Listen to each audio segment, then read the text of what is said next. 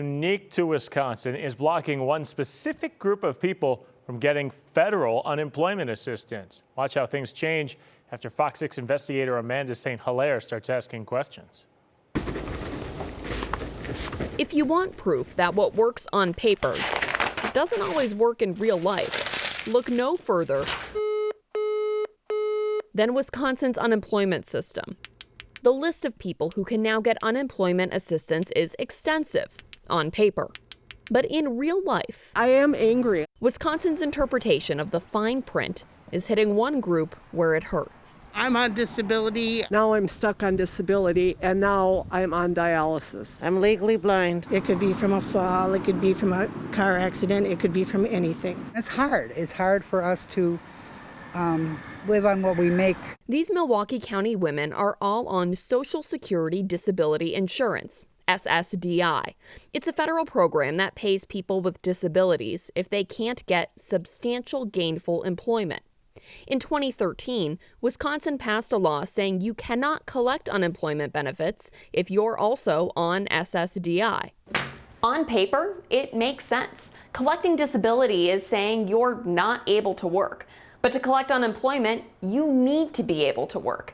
But the way this plays out in real life is a lot more complicated. I mean, it's almost like the state of Wisconsin is telling disabled, get lost. Victor Forberger is a labor attorney who helps people through the unemployment process. He says most of his clients on SSDI can't work full time, but the system actually encourages them to do whatever work they can. So they're working just, regular jobs, getting between $9 to $12 to $13 an hour.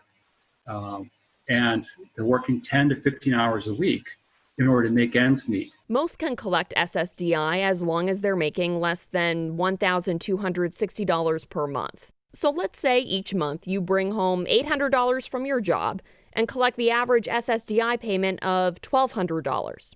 That's $24,000 to live on per year. And if you lose that job, 40% of your income, you cannot collect regular unemployment in Wisconsin.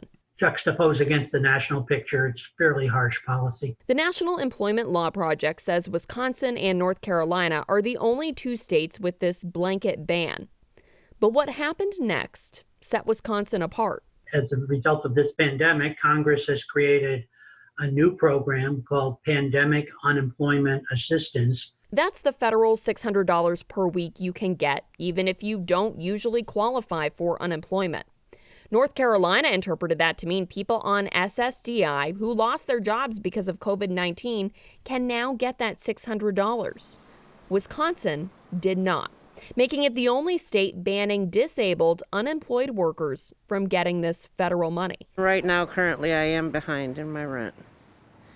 And it's impacted me greatly because for our church, I work the food pantry, and we can't do that. So that limits resources that come to me. I'm sorry. They're not letting them pay their rent, pay their groceries. And that's causing problems for farmers, merchants, and manufacturers because they've got no consumers now to pay for their goods. This makes no sense what Wisconsin is doing. I think their interpretation is wrong. After we sent the Department of Workforce Development a list of questions, a spokesperson said the state is now writing to the feds for more guidance. But even if the department does a 180 tomorrow, it could still be months before anyone on Social Security disability sees that money. We're just shooting ourselves in our own foot by making this process as hard and difficult as it is. And particularly by robbing the disabled of any chance of, making it through this summer. I don't have a lot left. And there's not a lot left for people on SSDI to do, other than wait for solutions that don't just work on paper. Amanda St. Hilaire, Fox 6 Investigators.